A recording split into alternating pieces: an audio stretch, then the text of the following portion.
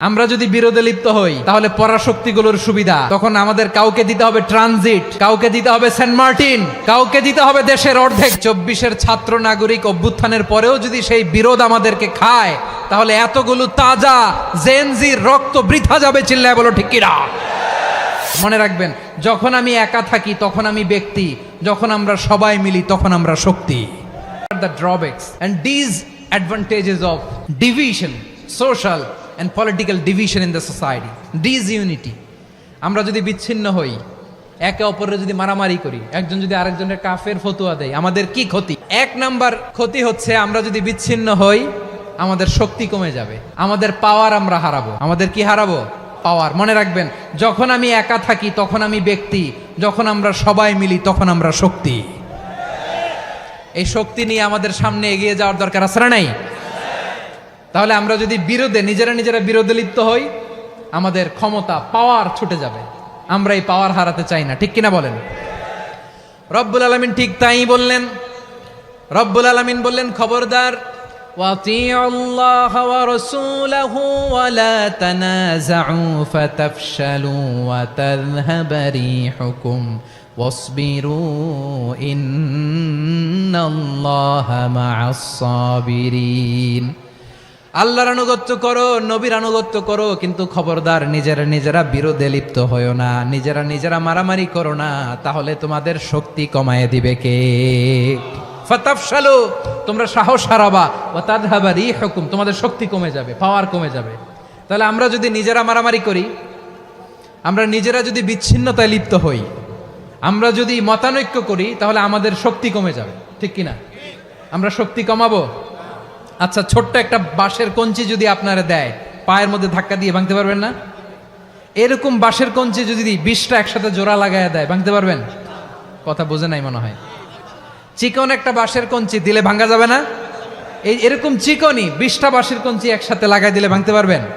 কারণ যখন আমি একা থাকি তখন আমি ব্যক্তি, যখন আমরা সবাই মিলি তখন আমরা শক্তি। আমরা যেন শক্তি না হারাই। আমরা বিরোধে লিপ্ত হলে আমাদের শক্তি কমে যাবে। এই হচ্ছে 1 নম্বর ডিসঅ্যাডভান্টেজ। 2 নম্বর ডিসঅ্যাডভান্টেজ হচ্ছে আমরা নিজেরা বিরোধে লিপ্ত হলে অন্যরা আমাদের মাথায় কাঁঠাল ভেঙে খাইতে সুবিধা হয়। কথা বোঝেন নাই?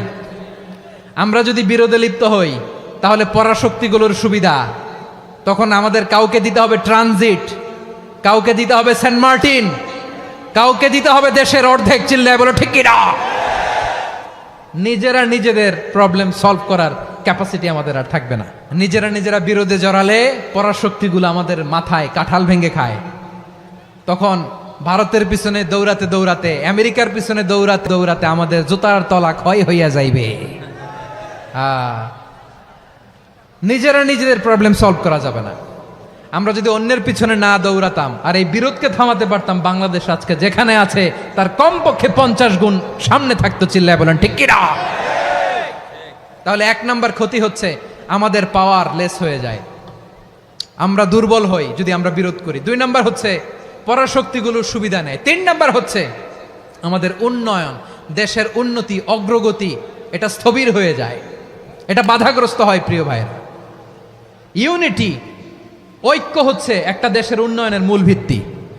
ইউনিটি অফ এ কান্ট্রি, এটা হচ্ছে একটা সাস্টেইনেবল ডেভেলপমেন্ট, সোশ্যাল স্ট্যাবিলিটির জন্য এটা অনেক গুরুত্বপূর্ণ। এজন্য বিরোধের কোনো স্থান আমরা দিব না, আমরা ঐক্যবদ্ধ থাকবো ইনশাআল্লাহ। বলেন।